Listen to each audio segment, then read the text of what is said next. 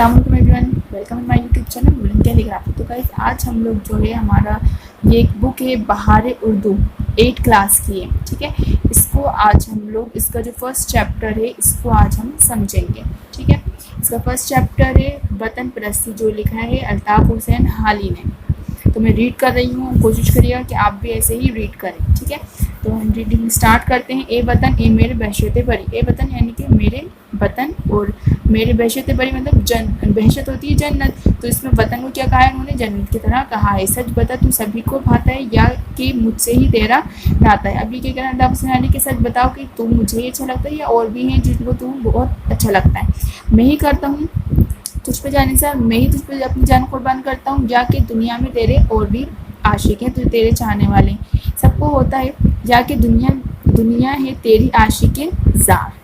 सबको होता है तुझसे नशोनुमा, सबको भाती तेरी आबो हवा, यानी कि तेरी जो आबो हवा है वतन की, अपने वतन की कहते हैं ना, एक मोहब्बत अलग ही होती है, एक बात अलग ही होती है। आप कहीं भी चले आओ लेकिन इन द लास्ट आपको अपने वतन में ही आना होता है। तेरी एक मुश्किल खाक, एक मुट्ठी खाक, मुश्किल खाक मतलब एक मुट्ठी खाक के बदले लूँ ना हरगिज़ अगर वहशत मिले। मैं अपने वतन के बदले अगर मुझे जन्नत भी मिल रही हूँ तो मैं ना लूँगा। अल्ताफ़ हुसैन हाली का ऐसा कहना है। जान जब तक ना हो बदन से जुदा, बदन से जब तक जान अलग ना हो जाए, कोई आशिक ना हो वतन से जुदा, जब तक कोई आशिक वतन से उसके वतन से नहीं निकल सकता।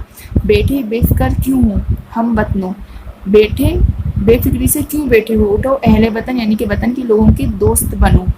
छोड़ो अफसरदगी जोश में आ जाओ, रंज गम सब भूल जाओ, जोश में आ जाओ। बस बहुत सोए उठो होश में आ जाओ। अब बहुत सो लिए मतलब सोना नहीं, मतलब बहुत कुछ तुम्हें मालूम ही नहीं कि दुनिया में क्या चल रहा है क्या नहीं चल रहा। अपने वतन मुश्किल में है, उसके लिए उसको आगे बढ़ाओ और नींद से जाग जाओ।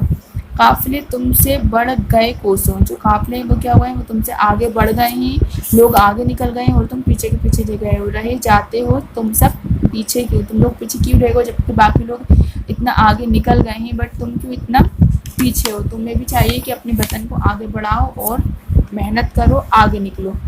काफिलों से अगर मिला चाहो, मुल्क और कौम का भला चाहो। अगर उन काफिलों से मिलना चाहते हो, आगे बढ़ना चाहते हो तो क्या करो, मुल्क और कौम का भला चाहो, मुल्क और कौम के लिए मेहनत करो और बढ़ाई उनको आगे बढ़ाओ।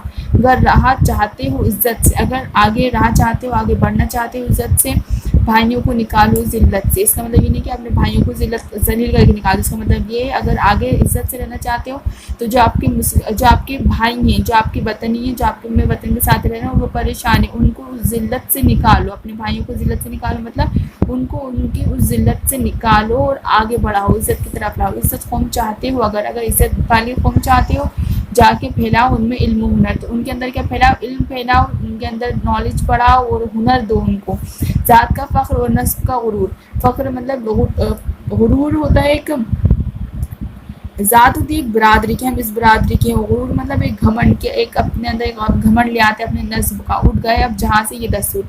अब इसमें अल्ताफ़ हुसैन हाली क्या कहना है कि अब जो जहाँ है इससे ये सब चीज़ें हट गई हैं, अब लोग ज़ात वात को इतना नहीं मानते हैं और इतना घमंड नहीं करते। कोई दिन में वो दौर आएगा बेहुनर भीख तक ना मांग पाएगा। इसमें अल्ताफ़ हुसैन हाली कहना है कि एक वक्त वो भी आएगा जबकि जिसके पास हुनर नहीं है, बेहुनर जो लोग हैं वो भीख तक नहीं मांग पाएंगे। अगर नहीं सुनते कॉल मीन्स होती बात, अगर तुम्हें हाली की बात नहीं सुनना तो फिर ना कहना। तो फिर तुम ये नहीं कहना कि कोई कहता था ऐसा भी, तो फिर तुम ये भी मत कहना। अगर याद रखनी है तो उनकी पूरी बात याद रखो। तो उम्मीद करती हूँ आपको अच्छे समझ में आया होगा। इंशाल्लाह नेक्स्ट वीडियो में मैं इसके जो सॉल्यूशंस हैं वो बताऊँगी। अल्लाह हाफिज़।